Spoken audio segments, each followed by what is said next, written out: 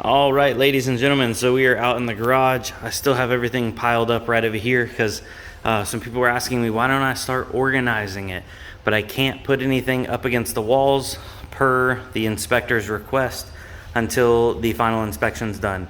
And I can't get my final inspection until I have my electrical put in. And as you guys can imagine, my electrical is still not in yet. But in the meantime, I do have this that I'd like to look at and show you guys. So this is a Skytech gaming pre-built computer. If you're not familiar with them, they sell a ton of these on Amazon. This one was on Amazon for sale right at $1,099. I think it was a little over $1,100 after tax, almost $1,200 bucks. But it does have a 3060 Ti in it, so that's why I was pretty stoked to grab that. So let me open it up. We'll go over the rest of the specs and see if it's a good card, or hopefully not an LHR card.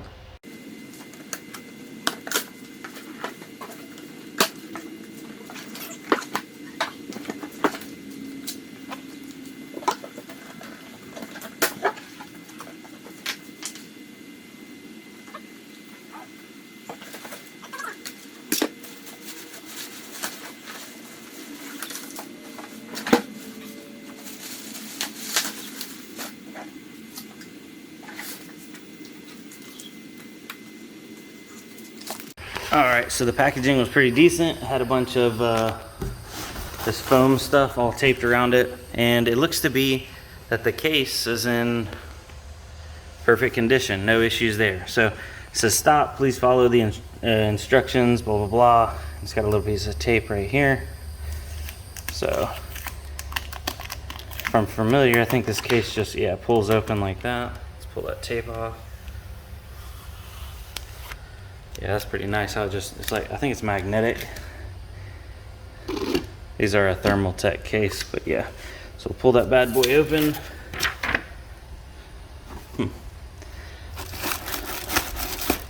And the reason why they do this, well, all good pre-built companies end up doing this and packaging it like that, is so that way the actual like graphics card doesn't snap and fall down. So it looks like we have a Gigabyte Eagle 3060 Ti, so that's pretty cool.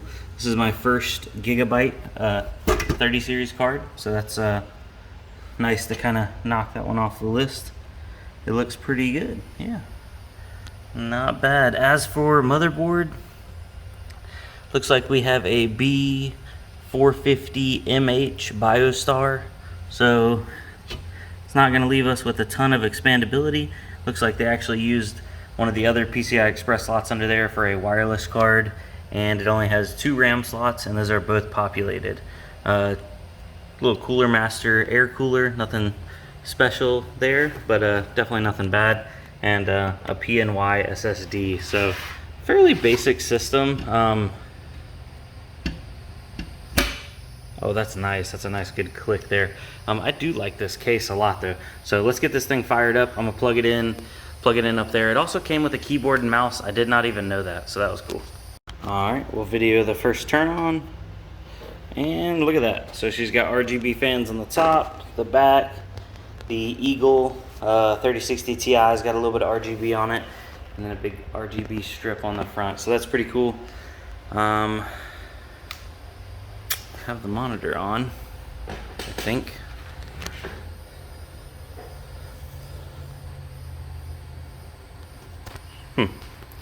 Oh, there it goes. All right, so I'll let it boot in and then we'll check it out. All right guys, so right off the bat, thermals on this thing are not great, even though it's got 2 fans on top, 1 in the bottom and then 1 in the front. With this closed, this glass door closed, it does start to heat up. So I opened it up and it instantly cooled back off. The GPU was up to 75 Celsius, still not hot by any means, but I have the power limit pulled down to 85%, core clock -60. We could probably actually go all the way to negative like 200. Some people go even more. I have plus 1200 on the memory, and we're doing 8000 megahertz on there, and that's giving us right at 61.2 megahash. So we got lucky. This is not an LHR card. This is a full 3060 Ti, so I'm happy about that. And then I did turn on the CPU miner, and we are doing about 23 cents a day on the CPU, so not bad there. I'm not sure what 61 mega hash is at the moment, but let's jump to the inside and actually see what we're doing here. By the way, I am turning that CPU miner off. I just did that just to test it out. By the way, this is a Ryzen 5 3600, so it's a 6-core, 12-thread.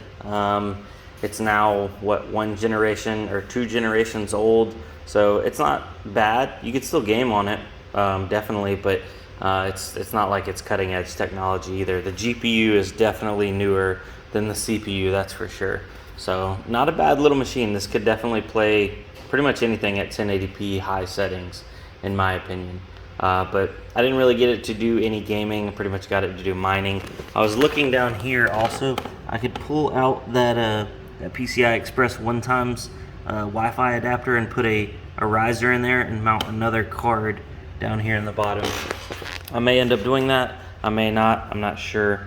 Being that thermals are already an issue, I don't know if more cards in there will be the answer. But for now, I'm gonna let it mine and do its thing. So pretty pumped about that, and just super pumped about that 61 mega hash. So yeah, I'll be right back. All right, so I was mining on my Ether mine on the GPU. I turned that off and I just turned on the just the graphics card on NiceHash. We're getting 60.5, so a little bit less, and I'm not sure. When I'm just using NBminer outside of NiceHash, I get 61.5, but I guess we lose 1 mega hash. So that is currently $4.37 a day. If I turn the CPU on, that would bump us up to right at $4.50 a day. So $4.50 a day, and this bad boy costs a little over $1,000. It's gonna take a while to ROI, but I'm happy with it. I definitely am. Super happy that this isn't an LHR card, because I was really nervous about that. We're actually at $4.70 a day right now. Heck yeah. All right, now I fired it back up on my NBminer going to my Ether mine. So thanks for watching, guys. I'll let this play up and see if I get a little bit better hash rate. And it was using NBminer through NiceHash, so maybe an older version, I'm not sure. But yeah, hope everybody's having a great day. I can't wait till I can get everything else up and running. Look at that, 61.3. So the newest NBminer definitely is working better than the NBminer that's built into NiceHash, just for reference, because I was running the same overclocks on both. But yeah, I'm so ready. I actually am planning to do, my neighbor wants to do a little trading for some graphics cards. He's gonna give me 2, I'm gonna give him 1. Everybody's gonna win essentially, but yeah, we're missing out on a lot of mega hash. There's a lot of wasted potential right now. What's up, guys? I made it inside. Let's actually let's pull up the Ether mine right here. So I've had it mining for a few hours now, no issues. There's the Skytech Prebuilt, reported 61.3, current hash rate 33. Wonder what that's about. We can actually click on this and see that the average has been 52.9, but the average we need to give it a little bit more time, because that's when it first ramped up. So yeah, just a little bit more. That average should level off tomorrow, and we got a stale share. But let's calculate some ROI on this bad boy. So let's go to what to mine, and let's go to direct Ethereum, and let's type in 61.3 mega hash. Calculate that out, and on a day we're doing about 375, and our power, it's about 130 watts, and we're about 10 cents per kilowatt. So we're profiting about 344 a day, and that's not CPU mining, that's just GPU mining. If we take that 375 before power, and we add our 25 cents, give or take, on the CPU mining, this system's doing right at about $4 a day. So if we bring up our good old trusty calculator, and this thing cost me 1,140, I think it was 42 or 47. We'll say $47, and we'll divide that by $4 flat. If we don't take any power out of the equation, which obviously that's already a faulty equation, it's going to take me 286 days. We'll just say 287 days to ROI. So under a year, but definitely not as fast as just buying the GPU by itself. Now, obviously, things start to snowball as you get more cards and you can afford to take on more stuff like this if you have more hash power to leverage your buying power.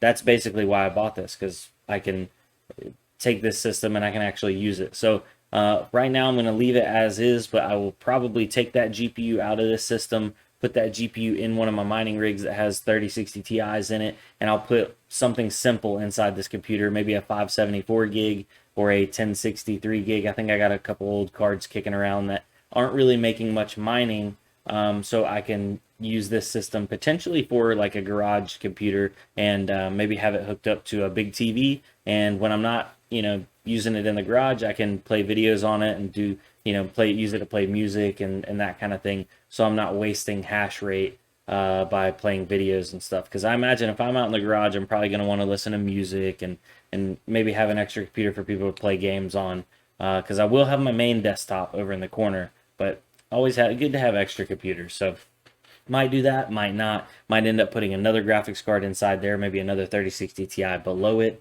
have two of them double stacked.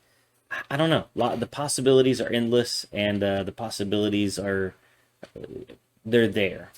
So is this a good deal? Should you go run out and buy a pre-built for 1,100-1,200 with a 3060 Ti in it? That's up to you. Only you can make that decision. Now, will I buy another one for this price? Yeah, if another one pops up, I probably will scoop it. The thing is I'm super nervous about getting LHR cards or low hash rate cards. I was really thinking this one, since it was coming on Amazon, it was relatively new, I thought it might be LHR, but since it wasn't, I might try them again. So yeah, with that being said, ladies and gentlemen, that's how the cookie crumbles, and thanks for watching. Hopefully you learned something, or if you didn't, at least you enjoyed it. So we'll see you on the next one. Adios. If you have any questions, please comment down below. Thank you. Peace.